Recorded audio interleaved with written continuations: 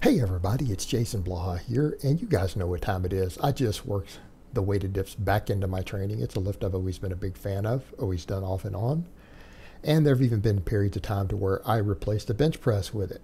So you guys know it's time to talk about this exercise. Now, the weighted dip is one of the most valuable exercises that most of you are probably not doing. Now, I want to state up front, there are some people who are not built to do the weighted dip.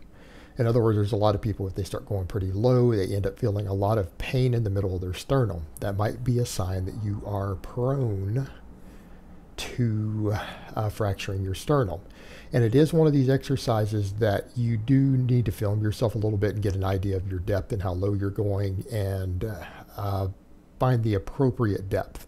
I'm going to say up front, that is one of the downsides of this exercise.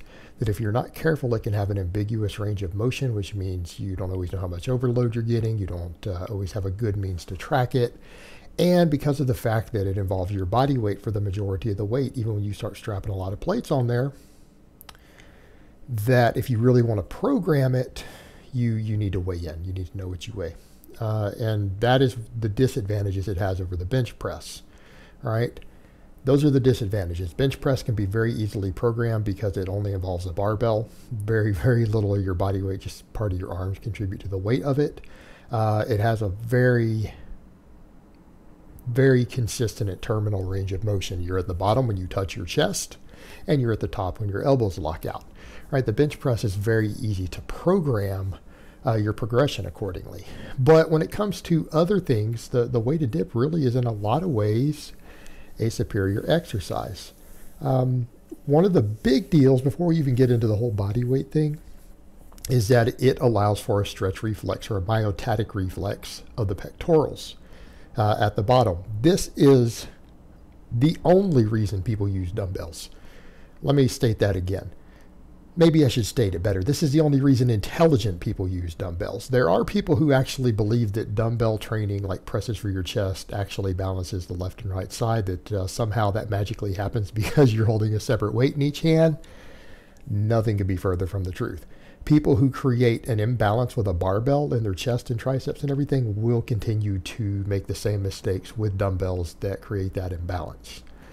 So that also needs to be said up front. However, because of the nature of the weighted dip, because your body tends to be centered, it's very difficult to balance your body if you get off center, whereas you can get off center with individual dumbbells. You can get off center a little bit with the barbell. It is very hard to develop a unilateral imbalance with the weighted dip in comparison to a barbell or a dumbbell. Because of the nature of your body weight, any shift outside of the normal alignment tends to make you lose your balance in there. And part of the balancing act of it requires you to stay pretty much do a consistent range of motion as far as your body position left and right versus your hands. So muscle imbalances are actually a lot less likely. But we come back to that point of the stretch reflex. Because of the range of motion involved and because you have a consistent no stop involved there, in other words, as soon as you feel that stretch in your pecs, you can come back up and you'll learn to feel it consistently, and you can get the deep range of motion like you can on dumbbells because your chest doesn't actually get in the way. Unless I guess you'd have to be really, really big for your chest to get in the way of those bars. You have to be a hell of a lot bigger than me, probably bigger than just about anybody you know for that to be a problem. Maybe a really, really fat guy who's jacked on top of it. But the point is, you can get the stretch reflex. Well, the stretch reflex has its own unique training stimulus, right? It has its own muscle fiber and training stimulus involved with it. So that stretch reflex is extremely valuable. And it's one of the things you don't necessarily get easily on a bench press. Not that the bench press isn't a great exercise, because you also have the ability to do dead stop training with the bench press, which you can do with the floor press and other stuff too. But I usually tell people, if you're trying to maximize muscle fiber recruitment, you either need to do exercises where you can pause from a dead stop and explode, or you need an exercise that gets a stretch reflex. Those are usually your two training stimulus that are going to maximize muscle fiber recruitment. But that stretch reflex is there, and so that's something you don't always get on these other chest exercises, particularly like with a barbell. So that's a unique component to it. Then we come to the whole fact that you're moving your body through space. And in a way, the weighted dip is like barbell squats for the upper body, isn't it? Right? One-sided dominant, but with some use of the other. It tends to be obviously pectoral, anterior deltoid, tricep dominant, just like the barbell squat is quad dominant. But it does involve some involvement of the other side. It involves all these muscles in the trunk, all these stabilizers. So it's very much, when you look at how it's set on the body, it is in a lot of ways the upper body equivalent of a squat, in that you're moving your body through space with a load on it. And it does work to some extent the anterior and posterior sides of the body. Just like a squat does have some hamstring involvement and all of that, the weighted dip involves some lats, right? It does involve some lats. But when you really look at it, look at all the muscles involved with it, yes, it works the entire chest, it works the entire tricep, works the anterior deltoids. When you start looking at all the other muscles involved, because of the depth of it and the balancing of it, it does actually involve your lats quite a bit. A little more than a bench press does. It can get some of these other muscles, the trapezius and stuff involved, but the big thing is that it involves your abdominals, your obliques, all of that stuff. All of these core muscles get involved, and that's something that I think is extremely valuable in a lift. I mean, in a perfect world, every exercise that you do will stimulate your core in some way, right? I mean, that's an ideal exercise. If you're trying to get as big and as strong and as athletic as possible, that's what you want. And that tends to happen really easily with exercises where you're either standing or in which you're moving your body. Your body moves through space. And in this case, again, body's moving through space just like it does, say, on a squat or a pull-up or anything else, and you're adding additional weights to make your body heavier instead of just moving a weight. Because even a squat does that, doesn't it? It makes your torso heavier because it's sitting up on top of your back. Well, it's the same idea here. And if you go back, the Russians, even during the Cold War, had done a lot of research on this, and I always bring this up. And they found that for some reason for their athletes, because for them, they had a lot of money invested in that, because they really wanted to win the Olympics as part of the Cold War, just like we did. So they did a lot of research into that, using their best scientists to actually study exercise science. And they just found that exercises that moved the body through space got a larger training response. They tended to elicit a better overall amount of muscle growth.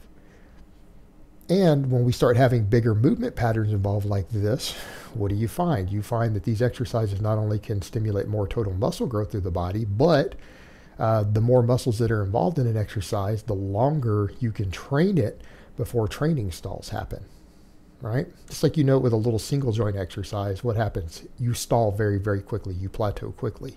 You don't plateau as quickly on exercises that involve a lot of muscles. So the dip has all of this going for it. It has the fact that it involves your core, unlike the bench press. It has the fact that, again, it's moving your whole body through space. It gets a ton of muscles involved. Have the fact that on some EMG studies, it suggested it actually trains the triceps better as far as all three heads of the tricep than some other compound movements. Some data has even suggested it works certain parts of the chest more so than even your bench press and things will. Then you combine that with the fact that we're able to get a stretch reflex, that it's more difficult to develop unilateral imbalances than it is with a lot of other free weight exercises. That makes the dip, and particularly the weighted dip, an all-around fantastic exercise. You know, the one downside we do have to body weight exercises is, of course, the fixed resistance of your body weight. But when you look at how easy it is to just grab a chain and put plates on there and do it that way, guess what? It's actually really easy to load, and it's easy to program in terms of weight as long as you're willing to weigh yourself. You know, because I'm a big fan of micro loading and everything, but you can put little bitty plates on there. You just need to track your weight. Now, does that make it a little more difficult? Because yeah, you do have to kind of track your weight, keep up with all that stuff to know exactly where you're at in your programming. Yes, absolutely.